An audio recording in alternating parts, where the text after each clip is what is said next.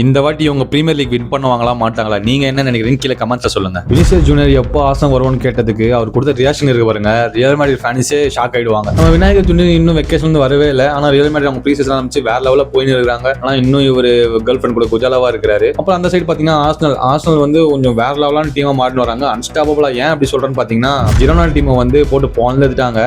First goal யார் அடிக்கிறாருன்னு பார்த்தா காய வச்சு ஃபர்ஸ்ட் கோல் முதல் கோல் அடிக்கிறாரு அவரு. ஒரு செகண்ட் கோல் யாருன்னு பாத்தீங்கன்னா அவங்க புதுசா சைன் பண்ண இன்னொருத்தர், அவரும் டெபியூல ஒரு ஆர்சனலுக்காக ஃபர்ஸ்ட் கோல் அடிக்கிறாரு. அப்புறம் இந்த 15 வயசான இந்த மேக்ஸ் டவுன்மேன் அவர் ஒரு கோல் அடிச்சு வேற லெவல்ல இந்த டீம் வந்து ரொம்ப அன்ஸ்டாப்பபிள் மாதிரி இருக்காங்க.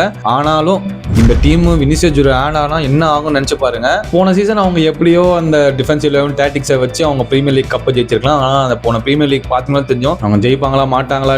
மேன்செஸ்டர் தப்புனால தான் அவங்க ஜெயிக்கல. இருந்தாலும் இவங்க சூப்பராக ஆடினாங்க. ஆச்சுன்னா அது ஒரு ஹேண்ட்ஸ் ஆஃப் தான். ஆனால் இந்த வாட்டி அவங்க பப்பு வேவாது. ஏன்னா எல்லாமே தெரிஞ்சிட்டு இருக்கோம் மற்ற டீமுக்கு இவங்க என்ன மாதிரியான டாக்டிக்ஸ் எல்லாம் யூஸ் பண்ணுறாங்க, டிஃபென்சிவ்லாம் யூஸ் பண்ணுறாங்க. இப்போ போன சீசன்ல உங்களுக்கு தெரிஞ்சிருக்கும். ஸோ இந்த வாட்டி கொஞ்சம் ப்ரிகாஷனாக இருப்பாங்க. ஆனால் வினி இதில் ஆட் பண்ணாருன்னா இந்த டீமோட ஸ்ட்ரக்சர் எல்லாமே மாறிடும். இந்த வாட்டி இவங்க பிரீமியர் லீக் வின் பண்ணுவாங்களா மாட்டாங்களா? நீங்கள் என்ன நினைக்கிறீங்க? கீழே கமெண்ட்ஸை சொல்லுங்கள்.